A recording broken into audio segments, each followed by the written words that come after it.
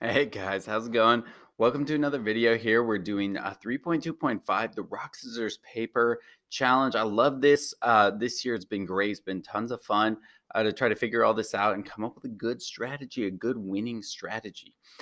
So PLTW, I believe, provided us with 7 files for this one.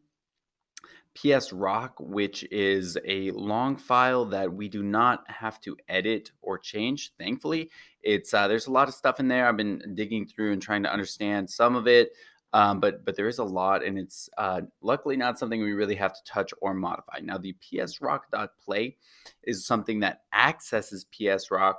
And this one we will have to modify a little bit, but it's actually quite easy to modify. We're just adding in teams or subtracting teams as we want, and then clicking the run button to see what happens. And then we have 5 team strategies, 1, 2, 3, 4, 5 here that we can test and in a round robin tournament. So let's go ahead and hit this run button and see what happens here. So first of all, let me increase the size of this a little bit so we can see what's going on here.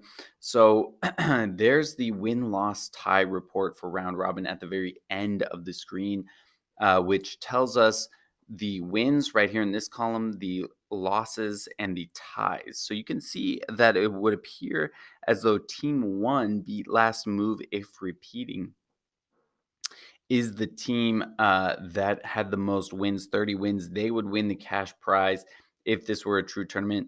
Rock first, then alternate paper and scissors. Kind of surprisingly, Dark Horse here ended up coming in second with 27 wins. And then, okay, there we go. We can see it goes on after that.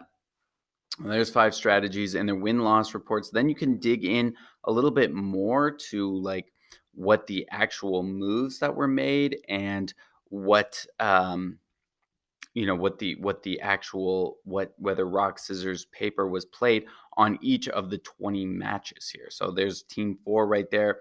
They played rock, rock, rock, rock, rock, paper, paper, scissors, etc., etc., etc. And you can see what team 1 played. And there we go. So this one, if you are team 4, you could consider this list right here to be my history and this list right there to be their history. Right now, so you can access, all the way back to index 0.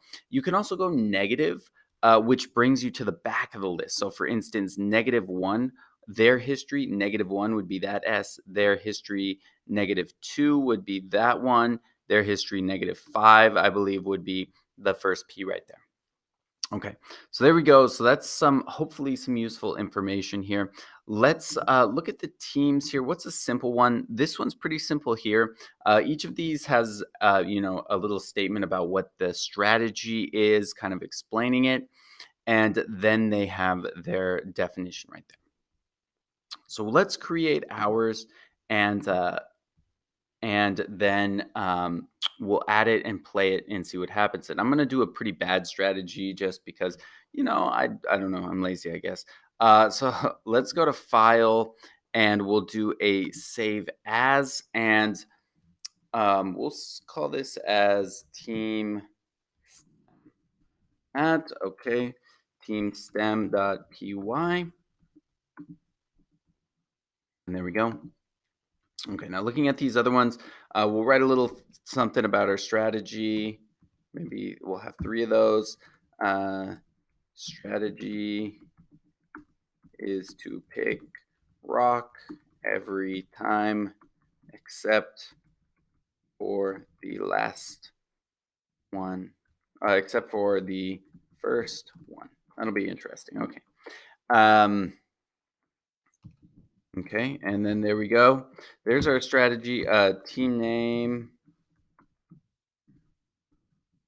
And I think I did that wrong. I think, what is it? Strategy name, pardon me. G underscore name. And we'll call this rock every time except first. And we better make that a string right there, a string literal. There we go. And now let's see. It doesn't like something there, but I think it will get over it. Maybe it won't. Oh, strategy name. Pardon me. We need an equal sign right there. Okay, there we go. Now it will be happy. Okay. Now let's see team 5 here. No, team 4. Let's find a simpler one here. Okay, so we need to write ourselves a function. Start with that def statement, then name it. We have to name it move, and we have to have two parameters in there. The first parameter has to be my history, right? And remember, that's going to be the string of our S's or P's, the list of our S's and P's.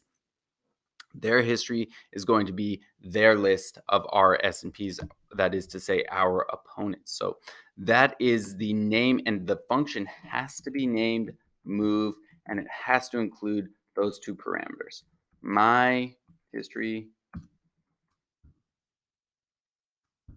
my score history, comma, their, spell that wrong, is it IER?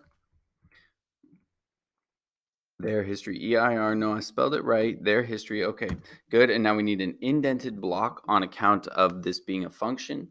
And we're going to say if my history, the length of it, so let's do a len of my history is less than 1. So that is to say 0. Return P.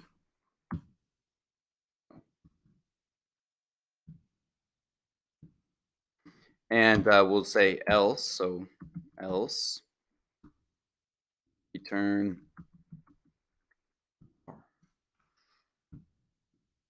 Okay, so we have a very, very simple function that returns rock, except for the very first one, which returns paper. Now, I believe I forgot a colon right here, so hopefully that will fix that. Invalid syntax. Still doesn't like something. What does it not like? Let's compare it here. My history, their history. Oh, okay.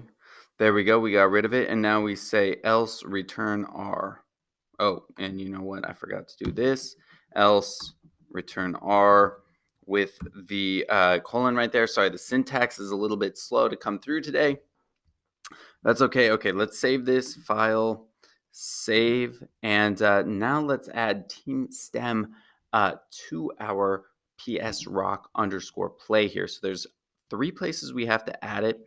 Right here on 22, we're going to have this team stem. And then we're going to reload team stem. And then right here on this list right here, we need to add it as well. There we go. Okay, let's save and run this. Here we go. Uh-oh. No module name team stem. Uh-oh. I wonder if I saved this in the wrong location. Yes, that is correct. Right here it is in CSE 315. So I need to pull the file teamstem.py into that folder right there. Now let's rerun this and see if we have more success. There we did have more success. Okay. So how did we do? Oh, we did atrociously. As predicted, Team 1 was still the winner. Team 5 ended up coming in second this time, probably feasting on my constant string of rocks to them since their strategy is beat last move. So there you go. That is how you do it. I know this is kind of a basic one, but I'm going to let everyone just kind of dig through these to get ideas for how to make strategies, especially this one. Well, no, not Team 4. Which one do I really like as kind of a teaching tool? Actually, I think Team 1, which they ended up having a good one. No, I don't know. All of these are pretty good to kind of look through and see how it's possible to organize the strategies and code the strategies. And then you really just need to follow this right here in order to make it work. It's not too difficult, but it's not too easy either. Anyways, okay, I'm going to stop talking, keep the video short. Good luck, have fun, and cash prize.